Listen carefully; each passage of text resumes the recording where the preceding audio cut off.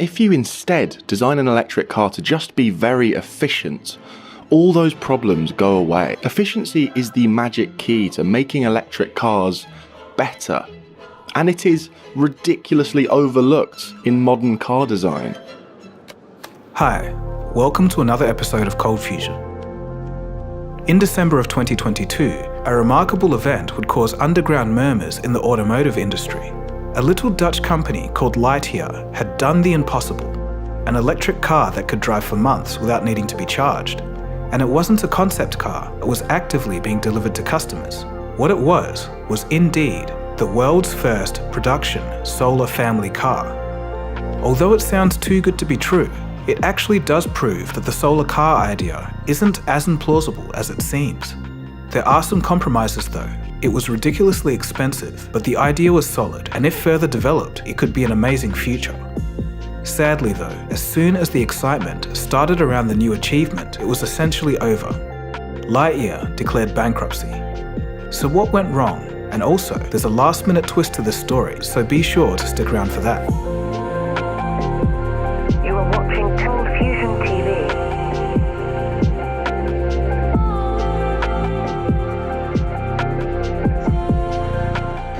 Solar-powered cars largely remain a distant dream despite numerous technological advancements.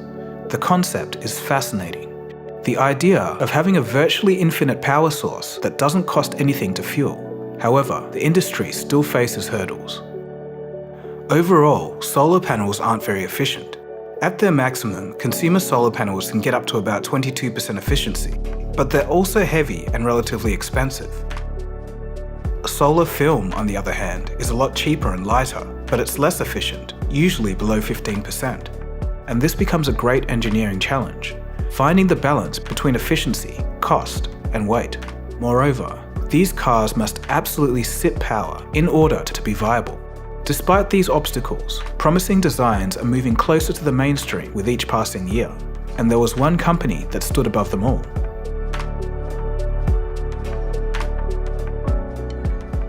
The origins of Lightyear go back to 2013 in the Australian outback of all places. This is the location of the annual Bridgestone World Solar Challenge. The event is as it sounds. Different teams compete to drive across the Australian desert, a distance of 3,000 kilometres or 1,900 miles, all the way from Darwin in the north to Adelaide in the south. It's a timed event with checkpoint sections. Whoever crosses the finish line first wins. A team of engineering students at the Technical University of Eindhoven in the Netherlands brought their car to the event. They named the car Stella, and 2013 was going to be its debut. It boasted a top speed of 120 kilometers an hour, or 75 miles per hour, and could seat 4 people. The vehicle won first place in their category. In 2015, the team won again, but this time they even had the vehicle legally registered. In 2017, they won again. Interestingly, in the context of a full year of operation, the car was so energy efficient that it was energy net positive. But this feat can even be achieved intraday. The IEEE Spectrum Journal reports, quote, "What might be most impressive about the Stella Luxe is that it's energy positive. On average, the car uses less energy driving than it produces during the day, even in a place like the Netherlands where it's not constantly sunny. Depending on the weather, the daily driving range of the car on solar power alone varies between 50 and 300 kilometers, and driving any less than the daily max solar range results in a surplus of energy that can be returned to the grid." End quote. The team obviously knew their stuff and thought that they could take this idea even further. So later that year, 5 of the students from the university team launched the Lightyear company. The goal was simple. They were going to produce the world's first commercially viable solar family car. It wasn't going to be easy though. Crossing the Australian outback is one thing, but how do you mass produce such a vehicle? What about safety standards and government regulations? This would surely add to the cost and weigh down the car, but the idea of a car that charges itself was too good to let go of.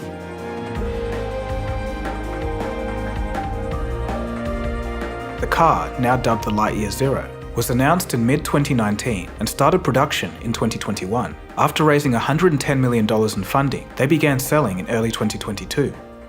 If you live in a sunny city environment and only drive for short periods, it could be a great fit. And that's what thousands of people thought when they dropped $296,000 on the car. It was going to be available in the EU, Switzerland, Norway, and the even not so sunny UK. Here's a clip from the YouTube channel The Fully Charged Show, showing the car in operation. Right, we are out on the road in the very nearly production-ready Lightyear Zero. This is a bit surreal. This has been a long time coming, this moment. I think my first impression is that I'm very aware that I'm driving a really, really efficient car, because the car is making sure that I'm aware of that fact. On this screen in the middle here, I can see exactly what my solar panels are doing. There's no point building a hyper-efficient car if you're not going to then encourage people to treat it properly and drive it properly. And this car very obviously wants to be driven in an efficient way. Now, some of our less technically inclined viewers may be wondering, why are Lightyear so obsessed with efficiency? Well, currently, the popular method for giving an electric car big range is by giving it a really big battery. But doing so has negative knock-on effects on cost, weight, and about a million other things. But if you instead design an electric car to just be very efficient, all those problems go away. An efficient EV can make do with a smaller battery, which makes it cheaper to buy, cheaper to run, lighter, better to drive, quicker to charge, and ultimately kinder to the planet, to name just a few of the benefits. Put simply, efficiency is the magic key to making electric cars better. And it is ridiculously overlooked in modern car design. The Lightyear Zero is a sleek and somewhat futuristic-looking sedan. It incorporates 5 square meters of solar panels into the body, and this all feeds into a 61.2 kilowatt-hour battery capable of a range of 625 kilometers or 388 miles. The power output of the car is 130 kilowatts. The Lightyear Zero is covered in 1,000 solar panels. Under ideal conditions, the solar panels covering the hood and the fastback roof can chip in up to 1.05 kilowatts of constant trickle charging. In essence, it's a plug-in solar hybrid. Some cities can have over 150 days of sunshine per year. City driving in these locations could see you drive 60 kilometers per day just from the sun alone. Effectively, for certain periods of the year, you'd never have to charge the car. Sure, 60 kilometers isn't a massive distance, but I still think that's pretty cool. But because the car is so efficient, the performance is, well, emaciated. The top speed is 160 kilometers an hour or 99 miles an hour, and it has slow acceleration with a 0 to 60 time of 10 seconds. But those are the sacrifices you have to make for efficiency. On the interior, it seats 5 people and has a 10.1-inch touchscreen. There are so many interesting things about this car, even down to the countries that make it. It is a rare European affair, a Dutch company whose car is built in Finland and designed in Italy.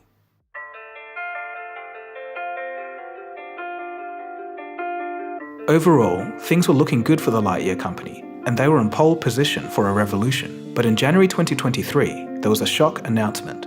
Lightyear announced that they were halting the production of the Zero model and redirecting their efforts towards the production of the Lightyear 2. The Lightyear 2 is a more affordable version of their vision. Atlas Technologies, the subsidiary that was responsible for the manufacturing of the Lightyear Zero, would be allowed to go bankrupt. There was expected to be 600 job losses. Nobody actually knew much about the Lightyear 2, and the bankruptcy of the manufacturing contractor was a huge shock to the community. Was the dream over so quickly? What happened? The reasons for bankruptcy aren't clear just yet, but ultimately, turning an experimental vehicle into a mass-market product was either A, more difficult, or B, more expensive than originally estimated. There were plenty of overhead costs: designing, tooling, manufacturing, testing, paying staff, and you name it. That's a lot of costs, and the money coming in was only pre-orders and external investors. But soon, the investment would dry up. We can't ignore the economic timing. As 2022 started to wrap up, Lightyear was walking into an economic storm that would take down their business. In 2020, fearing deflation from COVID lockdowns, central banks panicked and drove interest rates to zero and printed money. Obviously, prices started rising as a consequence. To combat this, central banks started raising interest rates sharply, starting in the middle of 2022. Rising interest rates made investment funds harder to come by, the very same funds that a capitally-intensive startup like Lightyear needed to function. Add to this supply chain disruptions from the war in Ukraine, also driving up material costs. Ultimately, this all proved too much for Lightyear, and they bowed out. The Lightyear story isn't over just yet, but before we get back to them, let's explore some of the other recent solar car efforts. Lightyear weren't the only ones to suffer this fate too. The company Sono was planning to release the Scion, a plug-in solar hybrid car, which could travel 189 miles on a charge. The Scion's body was completely covered in 456 solar cells. Although less visually pleasing, the idea was popular. There were over 19,000 reservations at a cost of $30,000, but it wasn't to be. In December of 2022, the company announced that they were unable to raise enough capital. They resorted to crowdfunding to help their project, but by February 2023, this had also failed, and the plans to manufacture were cancelled. Aptera is another effort in this space, although they're a little more unconventional. What they're planning is a two-seater, three-wheeled vehicle. The range is an impressive 1,000 miles or 1,600 kilometers. They achieve this by using a lightweight resin and composite materials, as well as a very aerodynamically efficient design. The vehicle has two 50-kilowatt wheel hub motors and requires less than 100 watt-hours of energy per mile. That's about 2.5 times more energy efficient than a Tesla Model 3. The solar panels on the vehicle can add an extra 66 kilometers or 41 miles per day from sunlight under ideal conditions. This once again means that drivers may seldom have to recharge their vehicles. The price range is from $25,900 to $47,000. All versions have an electronic speed limit of 180 kilometers an hour or 110 miles per hour. Over 30,000 vehicles have been reserved, and this is worth about $1 billion in sales. They aim to have their first deliveries in 2024 and begin to ramp up production in 2025. We'll see if this one happens.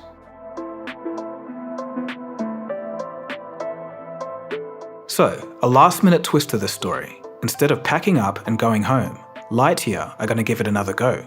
They're back in business. The Lightyear company is in the process of restructuring their assets. The new arrangement will be a trimmed-down version of their company that focuses strictly on the more affordable Lightyear 2. In the deal, Lightyear will form a new company and put up their intellectual property as collateral. If the company fails again, investors can walk away with this IP and use it within another company that they think is better managed. The Lightyear 2 is said to be releasing in 2025 for $40,000 US. The company has 21,000 pre-orders, but the thing is, this low price is not a guarantee. Supply chain issues may affect the costs of raw materials, but it's still going to be cheaper than the original model according to the CEO. So how is it so much cheaper? Well, again, according to their CEO, the Lightyear Zero costs so much because it was designed for a limited production, and a lot of elements for the production process were custom made. The team is bringing the technology learned from the Lightyear Zero down to the Lightyear 2. But this doesn't fully explain it for me, so I think perhaps they've also cut down operation costs and moved the manufacturing out of Europe. Ultimately, it's a bit of a question mark, and it remains to be seen for me. Surprisingly, the Lightyear 2 is a bigger car, being more of an SUV platform. Lightyear co-founder Lex Hoesflot speaks, quote, "This is great news. All involved worked relentlessly to secure the continuation of our mission. We kept the interests of all stakeholders at heart during the process. We realized that the impact on our employees, investors, clients, and suppliers is significant, but we tried to find the best way forward for everyone," end quote. It's high stakes for the company because the lenders may have the right to seize and sell off IP assets if there are more money problems. If this happens, the Lightyear team will be done for good. So in conclusion, these cars don't solve every problem facing the advancement of solar-powered travel. They are not some miracle, but they do act as a proof of concept, and I think it's a fantastic step in the right direction. The engineering team behind Lightyear have proved themselves by winning multiple solar competitions. But as we've seen, to mass produce these cars is challenging. I honestly admire the effort, and I think it's so cool that engineers are daring to do something that's so difficult. It's clear to see that as solar technology improves, we'll be seeing it more and more. In fact, Toyota's new Prius has a solar panel on the roof that can add up to 4 miles of charge per day. I'm wishing the Lightyear team all the best, and even if they don't make it in the solar automotive industry, I hope someone else does. With a little more time, the solar-powered revolution could just be around the corner. So I'll pose the question to you. If you could pick up a solar car for around $30,000 and you can get an extra 50 kilometers of range or 30 miles of range per day just from the sun, but it happened to be pretty slow, would you get one? I'll be interested to know your thoughts. Some quick housekeeping before I wrap this video up. My second episode, in collaboration with the Australian Broadcasting Corporation, is live. In it, I explore the intersection of AI and education, and is it still worth getting a university degree in the coming age of AI? It's an interesting topic, so I'll leave a link down in the description below. And a huge thank you to those of you who commented on the last episode. Seeing all of your positive reactions makes everything worth it. So thank you. Alright, so that's about it from me. My name is Dagogo, and you've been watching Cold Fusion, and I'll catch you again soon for the next episode. Cheers guys. Have a good one.